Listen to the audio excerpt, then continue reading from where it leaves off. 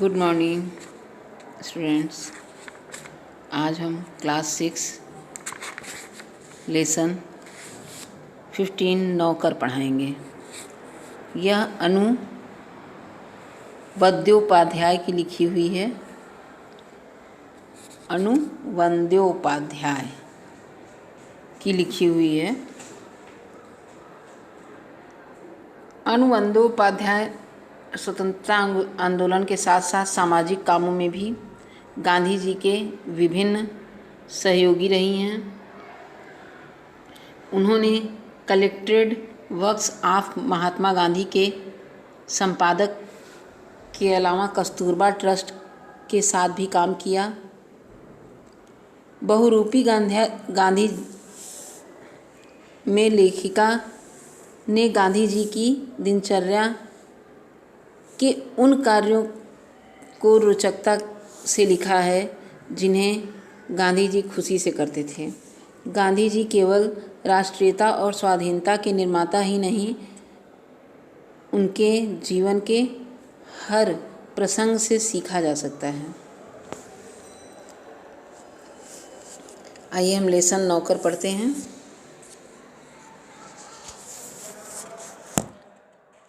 इसमें कठिन शब्द है वरिष्ठरी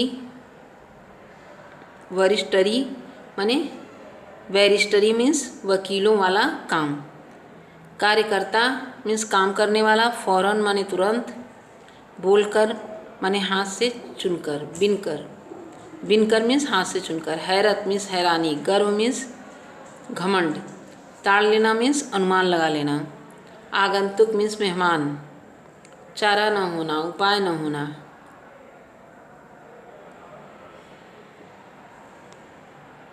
विद्या मांगना माने चलने। विदा मांग लेना। विदा मांगना मीन्स चलने की अनुमति लेना। हाजमा मीन्स पाचन शक्ति। बेस्वाद माने जिसका स्वाद ना हो। बुहारना मीन्स साफ करना। नियुक्त मीन्स कुशल।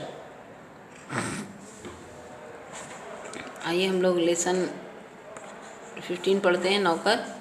आश्रम में गांधी जी कई कामों को भी किया करते थे जिन्हें आमतौर से नौकर चाकर करते थे। जिन जमाने में बैरिस्टरी से हजारों रुपए कमाते थे जिस जमाने में बैरिस्टरी से हजारों रुपए कमाते थे उस समय वे प्रतिदिन सुबह हमारे अपने हाथ से चक्की पर आटा पीसा करते थे। चक्की चलाने में कस्तूरबा और उनके लड़के भी हाथ बटाते थे। इस प्रकार घर में रोटी बनाने के लिए महीन या मोटा आटा वे खुद पीस लेते थे। साबरमती आश्रम में भी गांधी जी पिसाई का काम जारी था। गांधी जी ने पिसाई का काम जारी था। वह चक्की को ठीक करने में कभी कभी घंटों मेहनत करते थे। एक बार एक कार्यकर्ता ने कहा कि आश्रम में आटा कम पड़ गया है। आटा पिसवाने में हाथ बटाने के लिए गांधी जी फौरन उठ खड़े हुए।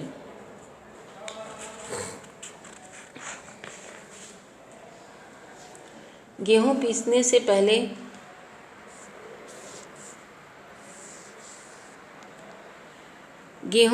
से पहले उसे बीनकर साफ करने तथा उसे जोर देते थे।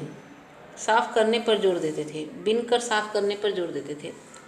कौपीनधारी इस महान व्यक्ति को अनाज बीनते देखकर उनसे मिलने वाले लोग हैरत में पड़ जाते थे कि बाहरी लोगों के सामने शारीरिक मेहनत का काम करते गांधी जी को शर्म नहीं लगती थी।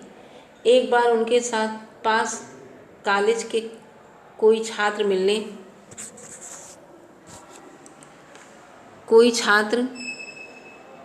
मिलने आए। उनको अंग्रेजी भाषा में अपने ज्ञान का बड़ा गर्व था। गांधी जी बातचीत के अंत में बोले, बापू, यदि मैं आपकी कोई सेवा कर सकूं तो कृपया मुझे अवश्य बताएं। उन्हें आशा थी कि बापू उन्हें लिखने पढ़ने का काम देंगे। गांधी जी ने कहा, उसके मन की बात ताड़ ली और बोले, अगर आप करना ही चाहते हैं लिखने पढ़ने, आपके पास समय हो तो मैं इस थाली का गेहूँ बीन डालिए। आगंतुक बड़ी मुश्किल में पड़ गए, लेकिन जब अब कोई चारा न था, 1 घंटे तक गेहूँ बीनने के बाद वह थक गए और गांधी जी से विदा मांग कर चले गए। कुछ वर्षों तक गांधी जी ने आश्रम के भंडार का काम संभालने में मदद की। सवेरे की प्रार्थना के बाद वे रसोई घर में जाकर सब्जियां छीलते थे और रसोई घर या भंडार में अगर वे कहीं गंदगी और मकड़ी का जाला देख पाते तो साथियों को आड़े हाथों ले लेते थे। उन्हें सब्जी, फल, अनाज में पौष्टिक गुणों का ज्ञान था। एक बार वह आश्रमवासियों के बिना धोए आलू काट दिए।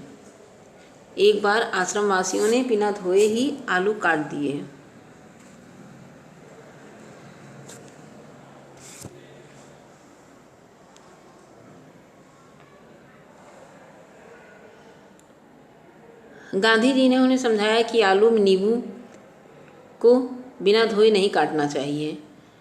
एक बार एक आश्रमवासी को कुछ ऐसे केले दिए गए जिसके छिलकों पर काले चकत्ते पड़े हुए थे। उसने बहुत बुरा माना। तब गांधी जी ने उन्हें समझाया कि वे जल्दी पच जाते हैं और तुम्हें खास तौर से इसलिए दिए गए कि तुम्हारा हाजमा कमज़ोर है।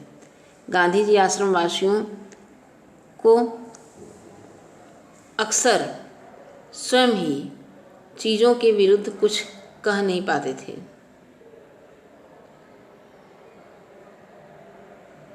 अक्सर स्वयं ही भोजन परोसते थे। इस कारण वे बेचारे बेस्वाद उबली हुई चीज़ों के विरुद्ध कुछ कह नहीं पाते थे। दक्षिण अफ्रीका की एक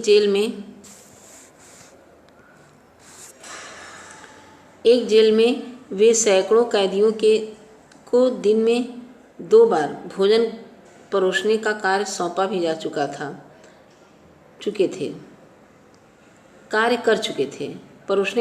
चुके थे। आश्रम का एक नियम था कि सब लोग अपने बर्तन खुद साफ किया करते थे।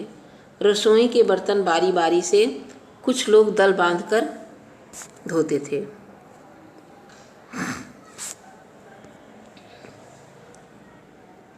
एक बार गांधी जी ने बड़े बड़े पतीलों को खुद साफ करने का काम अपने ऊपर ले लिया। इन पतीलों को पेंदी में खूब कालिख लगा दी।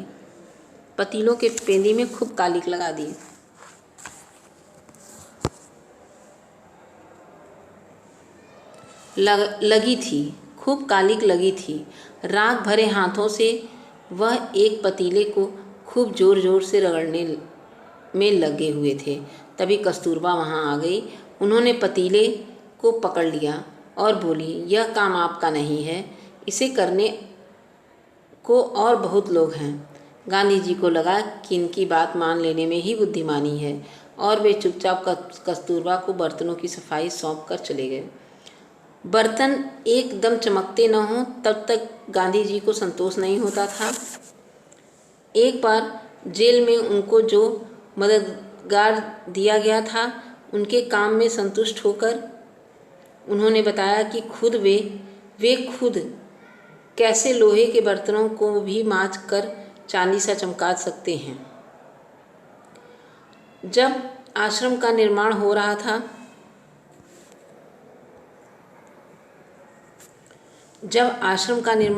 था तब उस समय वहाँ आने वाले कुछ मेहमान को तंबुओं में सोना पड़ता था।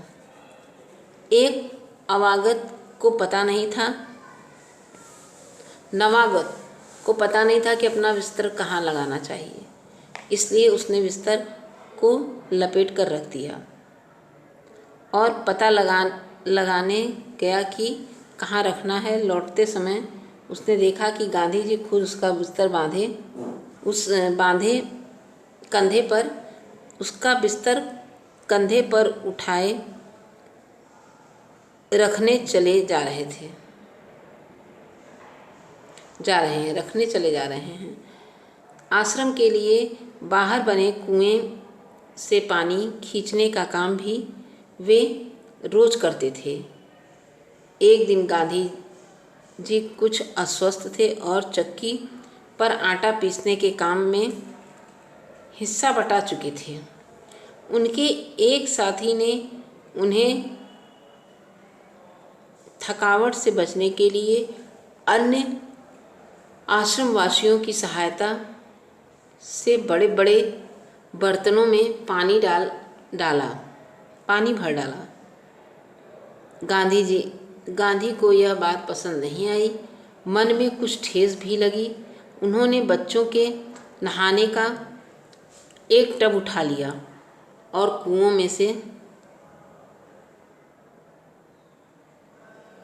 कुएं में से उनके पानी भरकर टब को सिर पर उठाकर आश्रम में ले आए। बेचारे कार्यकर्ता को बहुत पछतावा हुआ।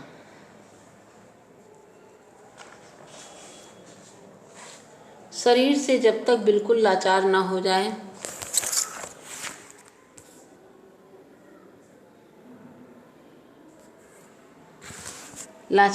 जाए तब तक गांधी जी को यह बात बिल्कुल पसंद न थी कि महात्मा या बूढ़े होने के कारण उनको अपने हिस्से या दैनिक शारीरिक श्रम कम करना पड़े। उनमें हर प्रकार का काम करने की अद्भुत क्षमता और शक्ति थी। वह थकान का नाम नहीं जानते थे। दक्षिण अफ्रीका में बोअर युद्ध के दौरान उन्होंने घायलों को स्ट्रेचर पर लादकर एक दिन में 25-25 मील तक ढोया था। वह मीलों पैदल चल सकते थे। दक्षिण अफ्रीका में जब वे टालस्टॉय बाड़ी में रहते थे तब पास के शहर में कोई काम होने पर दिन में अक्सर 42 मील तक पैदल चलते थे। इसके लिए वे घर से बना कुछ नाश्ता लेकर सुबह 2 बजे से निकलते थे और शहर में खरीदारी करते और शाम होते होते वापस फर्म पर लौट आते थे। उनके अन्य साथी भी उनके इस उदाहरण का खुशी खुशी अनुसरण करते थे। एक बार किसी तालाब की भराई का काम चल रहा था। उसमें गांधी जी के साथी लगे हुए थे। एक सुबह काम खत्म करके वे लोग फावड़े, कुदाल और टोकरियां लिए जब वापस लौट रहे थे तब गांधी जी ने उनके लिए तस्तरियों में नाश्ते के लिए फल आदि तैयार करके रखे। एक साथी ने पूछा, आपने हम लोगों के लिए सब कष्ट क्यों किया? क्या यह उचित है कि हम आपसे सेवा कराएं? गांधी जी ने मुस्कुराकर उत्तर दिया, क्यों नहीं, मैं जानता था कि तुम लोग थके मांदे लौटोगे। तुम्हारा नाश्ता तैयार करने के लिए मेरे पास खाली समय था। दक्षिण अफ्रीका में रहने वाले भारतीयों के जाने माने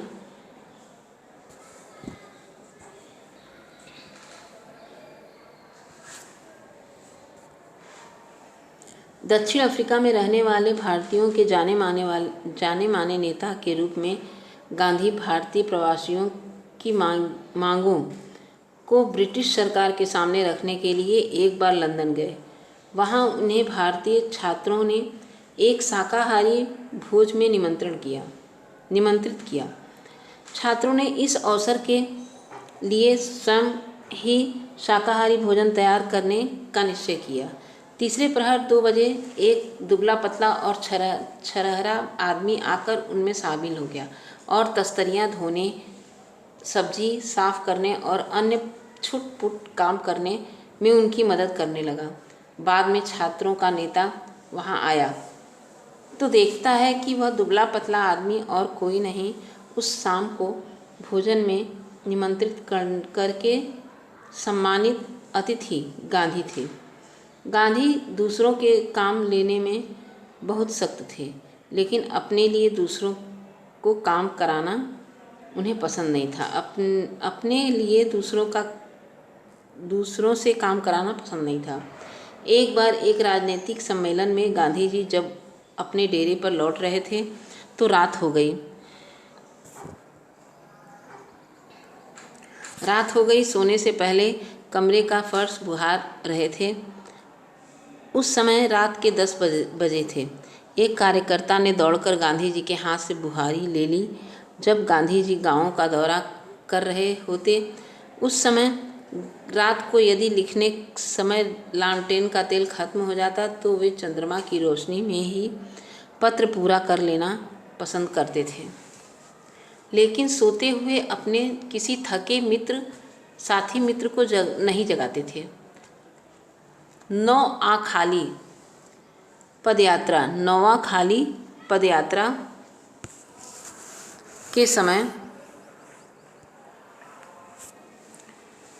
के समय गांधी जी अपने शिविर में केवल 2 व्यक्तियों को ही रहने की अनुमति दी थी।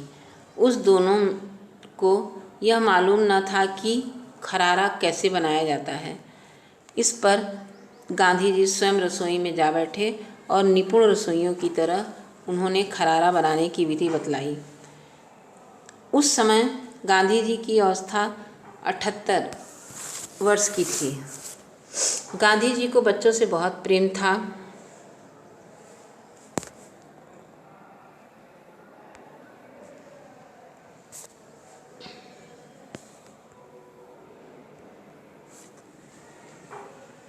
गांधी जी को बच्चों से बहुत प्रेम था। अपने बच्चों के जन्म के 2 महीने बाद उन्होंने कभी किसी दाई को बच्चों की देखभाल के लिए नहीं रखा। वे मानते थे कि बच्चे के विकास के लिए माँ बाप का प्यार और उनकी देखभाल अनिवार्य है। वे माँ की तरह बच्चों की सेवा देखभाल कर सकते थे, खिला पिला और बहका सकते थे। एक बार दक्षिण अफ्रीका की जेल से छूटने के बाद घर लौटने पर उन्होंने देखा कि उनकी मित्र की पत्नी श्रीमती पोलक बहुत ही दुबली और कमज़ोर हो गई हैं। उनका बच्चा उनका दूध पीना छोड़ता नहीं था और उनका दूध छुड़ाने की बहुत कोशिश की थी। बच्चा उन्हें चैन नहीं लेने देता था और रो रो कर उन्हें जगाए रखता था। गांधी जिस दिन लौटे उसी रात उसे बच्चे का देखभाल का काम हाथों में ले लिया। सारे दिन बड़े मेहनत करने, सभाओं में भाषण देने के बाद 4 मील पैदल चलकर गांधी कभी कभी रात को 1 बजे घर पहुंचते थे और बच्चे को श्रीमती पोलक के बिस्तर पर से उठाकर अपने बिस्तर पर लिटा लेते थे। वह चारपाई के पास एक बर्तन में पानी भरकर रख लेते थे ताकि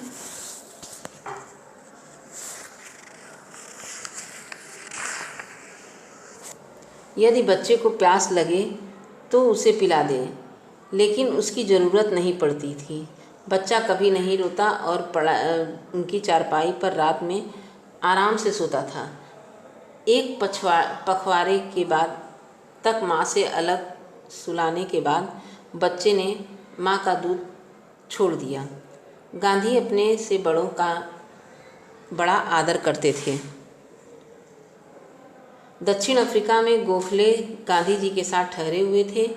उस समय गांधी जी ने उनके दुपट्टे पर इस्त्री की। वह उनका बिस्तर ठीक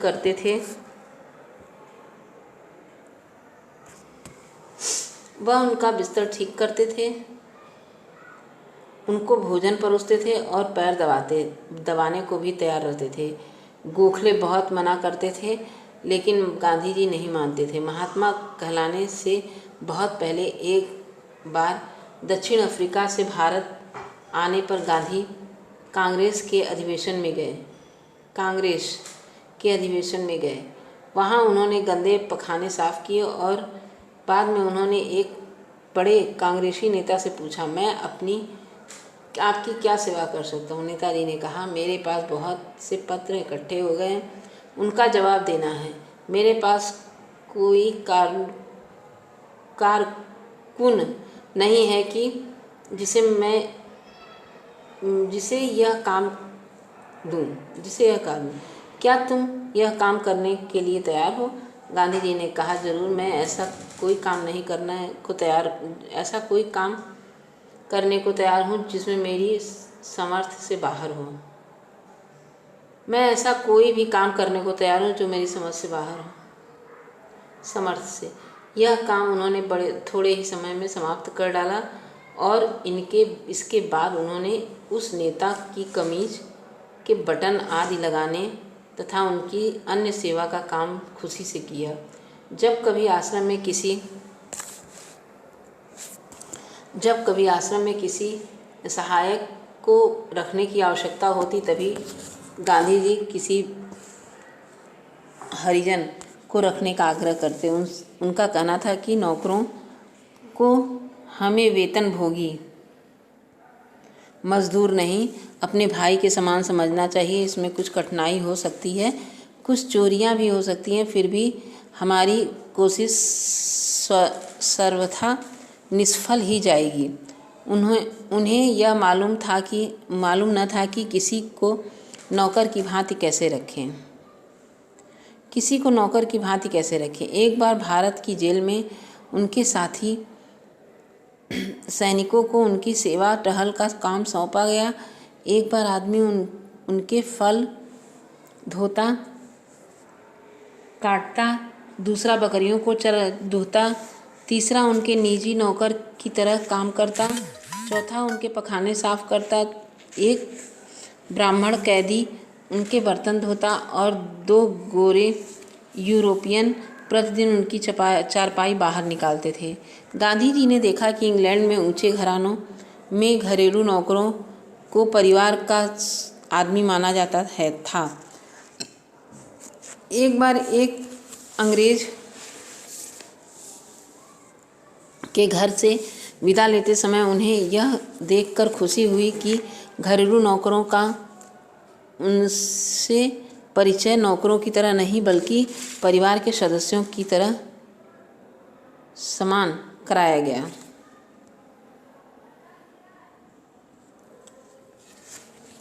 एक बार एक भारतीय सज्जन के यहाँ काफ़ी दिनों तक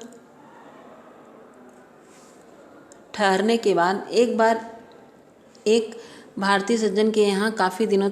के बाद गांधी जी जब चलने लगे, तब घर के नौकरों से उन्होंने विदा ली और कहा कि मैं कभी किसी को अपना नौकर नहीं समझता, उसे भाई या बहन ही माना है और आप लोगों को भी मैं अपना भाई समझता हूँ। आपने मेरी जो सेवा की है उसका प्रतिदान देने की समर्थ मुझ में नहीं है, लेकिन ईश्वर आपको इसका पूरा फल देंगे।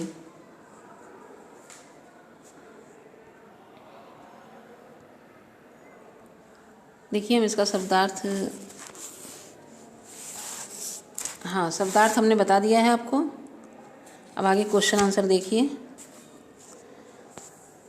आश्रम में कॉलेज के छात्रों से गांधी जी ने कौन कौन सा काम करवाया और क्यों? कॉलेज के छात्रों को अपने अंग्रेजी ज्ञान पर बड़ा गर्व था। उन्होंने गांधी जी की सेवा के लिए पूछा। गांधी जी ने उनके मन की बात ताड़ ली और उन्हें गेहूं बीनने के लिए कहा। दूसरा है, आश्रम में गांधी जी कई ऐसे काम करते थे जिन्हें आमतौर पर नौकर चाकर किया करते थे। पाठ में 3 काम ऐसे प्रसंगों को अपने शब्दों में लिखो और इस बात का प्रमाण हो। गांधी जी कई काम किया करते थे जो निम्न प्रकार से हैं, जो नौकर चाकर करते थे। पहला है, एक कार्यकर्ता ने जब गांधी जी से कहा कि आश्रम में आज काम पड़ गया है, तो वे आटा पीसने के लिए फौरन उठकर खड़े हो गए। दूसरा, आश्रम में कुछ लोग रसोई के बर्तन धोने के बारी बारी से दल बनाकर धोते थे। एक दिन गांधी जी बड़े पतीलों को साफ करने का काम अपने ऊपर ले लिया। तीसरा है, एक बार गांधी जी कुछ साथी तालाब की भराई का काम करते थे। एक सुबह वे काम खत्म कर कुदाल फावला टोकरियों के साथ वापस लौटे तो उन्होंने देखा कि गांधी जी उनके लिए नाश्ता तैयार कर रहे थे। अब देखिए तीसरा है, लंदन में भोज पर बुलाए जाने पर गांधी जी ने क्या किया। लंदन में भोज पर बुलाए जाने पर गांधी जी ने खाना बनाने वालों में शामिल हो गए और तस्तरियाँ धोने, सब्जियाँ साफ करने और अन्य छोटे छोटे कार्यों को अपने में मदद करने लगे। चौथा, गांधी जी ने श्रीमती पोलक के बच्चे का दूध कैसे छुड़वाया। उत्तर है, गांधी जी ने श्रीमती पोलक के बच्चे को अपने बिस्तर पर लिटा लेते और चारपाई के पास पानी का एक बर्तन रख देते ताकि बच्चा जब उठे तो उसे पिला सकें। इस प्रकार एक पखवाड़े के बाद वह माँ से अलग सोने लगा और दूध भी छोड़ दिया। पांचवा, आश्रम के काम करने या करवाने का कौन सा तरीका गांधी जी अपनाते थे, उन्हें पढ़कर लिखो। आश्रम में काम करवाने या करने के लिए उन्हें स्वयं उस काम को करने लगते थे। वे उस काम में को स्वयं करके बताते थे कि यह काम कैसे किया जाएगा।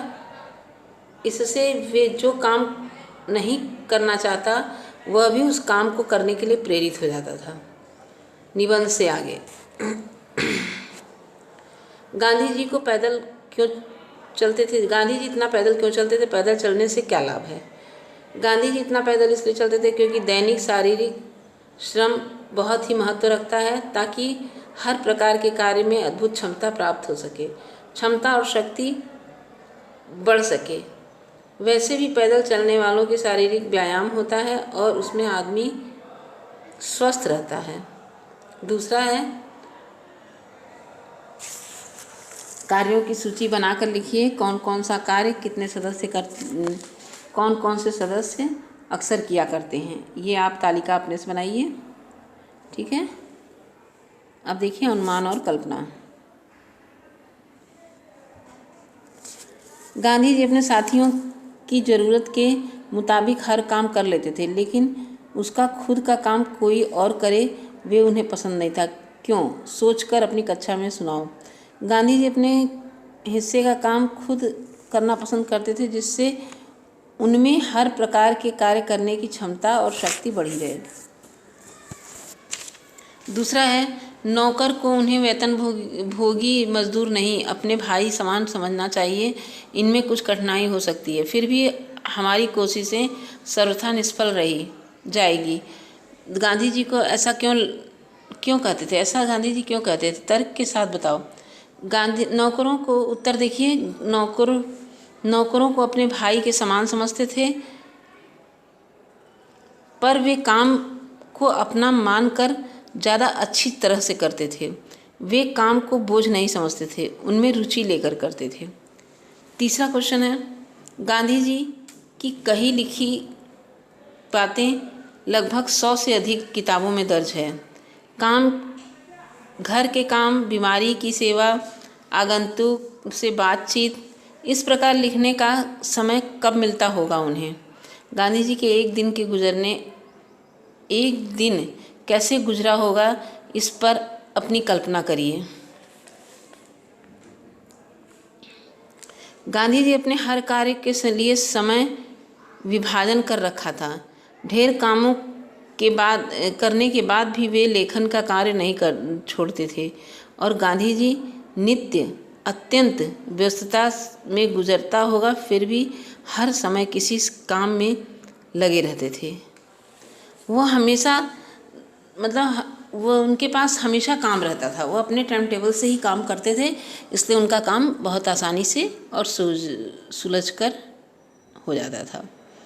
लेखन के समय में लेखन कार्य करते थे, हर समय किसी न किसी कार्य में लगे रहते थे। चौथा है, प्रश्न है, पाठ में बताया गया है कि गांधी जी उनके साथी आश्रम में रहते थे। घर और स्कूल छात्रावास में गांधी जी का आश्रम किस तरह अलग था, कुछ वाक्य में लिखो।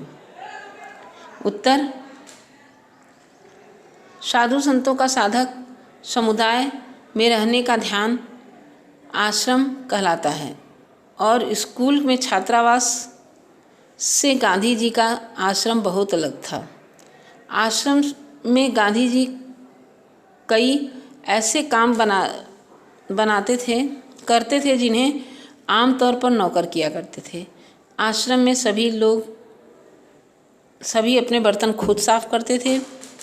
वहाँ रहने वाले व्यक्ति आश्रम के नियमों का पालन करते थे।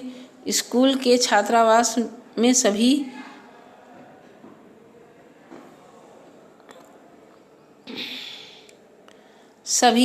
कामों के लिए कर्मचारी नियुक्त होते थे, लेकिन आश्रम में रहने वालों के लिए अपना काम स्वयं करना पड़ता था। 5वां, कामों की सूची जो खुद कर सकते हैं। ऐसे कामों की सूची बनाइए जो खुद कर सकते हैं। किताब कॉपी ठीक रखने का काम। उत्तर है किताब कॉपी ठीक से रखने का काम, बिस्तर लगाने का काम, दूध ले आने का काम, सब्जियां ले आने का काम, अपने कमरे में सफाई करने का काम। गांधीगिरी शब्द का अर्थ बताइए। गांधीगिरी किसे कहा गया है? किसी भी अन्यायपूर्ण कार्य का अहिंसा के माध्यम से विरोध गांधीगिरी कहलाता है। किसी भी अन्यायपूर्ण कार्य का अहिंसा के माध्यम से विरोध गांधीगिरी कहलाता है। गांधीगिरी शब्द का सामान्य अर्थ है महात्मा गांधी के आदर्शों तथा नियमों का पालन करना। ऐसे गांधी के अहिंसा को अत्यंत महत्वपूर्ण मानते हैं तो हम भी अहिंसा का मार्ग अपनाएंगे। भाषा की बात है, देखिए जैसे इसमें रुपाई दिया गया है तो रोपना क्रिया इसकी क्या हुई? क्रियाएं लिखनी है। रुपाई तो रुपाई रोपना, सिंचाई सींचना, बताई बताना, कराई काटना, कटाई काटना, सिलाई सिलना, हंसाई हंसना। इस तरह रुपाई, सिंचाई, कटाई किस काम में आता है? कृषि क्षेत्र में। और कताई, सिलाई, रंगाई, कपड़ा उद्योग क्षेत्र में काम आता है। इस तरह है। दूसरा क्वेश्चन है, देखिए इसमें दूसरा है क। अब इसमें तुक लगाकर कपड़ों को सिलते हुए देखा होगा, जुड़े हुए उसके काम। जैसे तुरपाई, कपड़ों को ठीक। उत्तर है तुरपाई, बखिया, कच्ची सिलाई, चोर बखिया। कपड़ों को ठीक से सिलने पर तुरपाई अच्छी नहीं है। अब देखिए वाक्य कैसे बनाना है। कपड़ों का जहाँ निशान है वहाँ से बखिया मारना। कच्ची सिलाई हाथ से होती है, डिज़ाइन बनाकर उसे लगाया जाता है। चोर सिलाई करने के बाद हाथों से उसे कच्चा किया जाना चोर सिलाई कहते हैं। कपड़े को मोड़ के अंदर से सिलाई करते हैं। फिर है ख। शब्दों को स्त्रीलिंग और पुल्लिंग बनाना।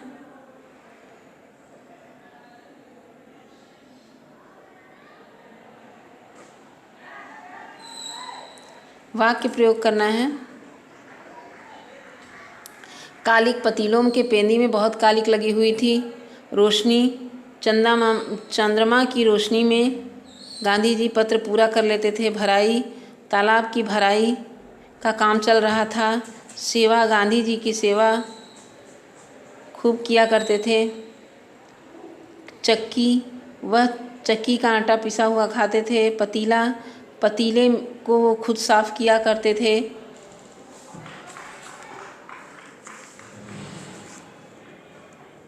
घास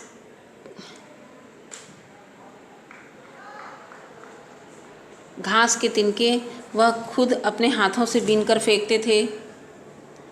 और पेड़ की छाल में वह देसी दवाइयाँ बनाते थे। गोबर से वह ईंधन का काम लेते थे। इस प्रकार बर्तनों आदि को बनाने का तरीका मिट्टी के बर्तन बनाए जाते हैं।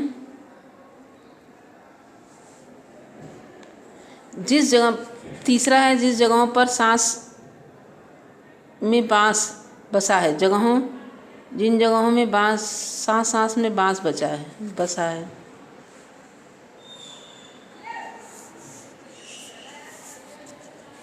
इस प्रकार देखिए, इसमें दिया है भाषा की बात। तुरपाई, बखिया, भराई, चक्की, रोशनी, सेवा, पतीला, ये सब अपने से शब्द बनाए। स्त्रीलिंग पुल्लिंग के हिसाब से लिखिए कौन कौन सा पुल्लिंग है, कौन कौन सा स्त्रीलिंग है।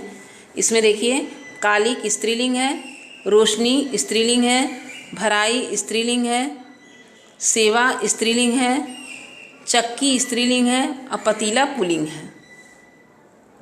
ठीक है, थैंक यू क्लास।